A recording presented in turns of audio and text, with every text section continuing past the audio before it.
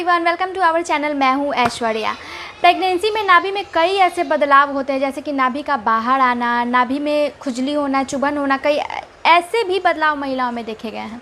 नाभि में सूजन भी हो जाया करता है। लेकिन कई महिलाएं जो बड़े बुजुर्गों के द्वारा एक ऐसी चीज़ें बताई गई हैं, लक्षण के आधार पर ये बोला जाता है कि अगर नाभि में इन सारे बदलाव हो रहे हैं जो कि मैं बताने वाली हूँ आगे, वीडियो को पूरा ज़रूर देखें, पूरी तरह से देखें अच्छे से समझने के लिए। तो बड़े बुजुर्ग जो है पहले गर्भवती महिलाओं को देखते थे और पेट में नाभि के इस बदलाव को ये अंदाज़ा लगाया करते थे कि गर्भ में होने वाला जो बच्चा है वो बेटा या बेटी हो सकता है, क्योंकि नाभि के द्वारा ही एक बच्चे एक माँ दोनों ही एक दूसरे से जुड़े रहते हैं, जिसे हम कहते हैं गर्भनाल। नाल में अगर कोई दिक्कत होगा तो बच्चे को भी वो दिक्कत हो जाती है।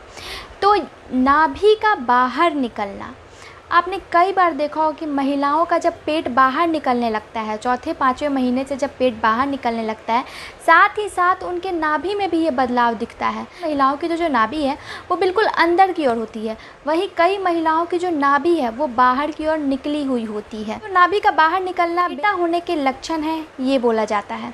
साथ ही दूसरा सबसे बड़ा ये लक्षण माना जाता था कि नाभि के आसपास अगर मस्सा या तिल निकलता है प्रेगनेंसी में, चूँकि प्रेगनेंसी में कई हार्मोनल इम्बैलेंस होते हैं, कई ऐसे हार्मोन्स चेंज होते हैं जिसके दौरान प्रेगनेंसी में जो भी सिम्टम्स आपको देखने को मिलते हैं वो हार्मोन्स के ऊपर नीचे होने के कारण ही होते हैं या फिर हार्मोनल इम्बैलेंस के कारण ही होते हैं। तो उसी में से कई बार क्या होता है कि महिलाओं के बॉडी में कई नए मस्से निकल जाते हैं या तिल निकल जाता है। लेकिन ये भी बोला जाता है कि बड़े बुजुर्गों के द्वारा, जो खासकर बूढ़ी हुआ करती हैं घर में, वो आज भी प्रेग्नेंट महिला को देखकर ये सारे लक्षण जो है अंदाज़ा लगाया करती हैं, तर्क अपना दिया करती हैं कि हाँ पिछले ज़माने से ये सारा कुछ चलते आ रहा है। तो नाभि के आसपास मस्सा या तिल निकलना भी बेटा होने के लक्षण ये बोला जाता था। मतलब मस्सा या तिल निकलना जो है एक तो शुभ माना जाता था कि एक शुभ के साथ ही ये बेटा होने के लक्षण में भी बोला जाता था।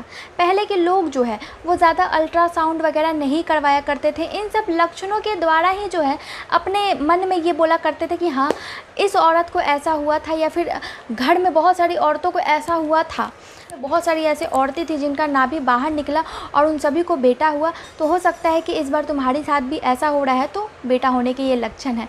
अब मैं यहाँ पे आप लोगों को फैक्ट ये बता दूँ कि ये सारे लक्षण जो है वैज्ञानिक तौर पर सिद्ध नहीं हुए हैं। और अगर मैं अपने एक्सपीरियंस की बात करूं तो ये नाभि का बाहर होने वाला जो एक्सपीरियंस है और लक्षण है बेटा होने के लक्षण, ये मेरे ऊपर सच साबित नहीं हुआ है।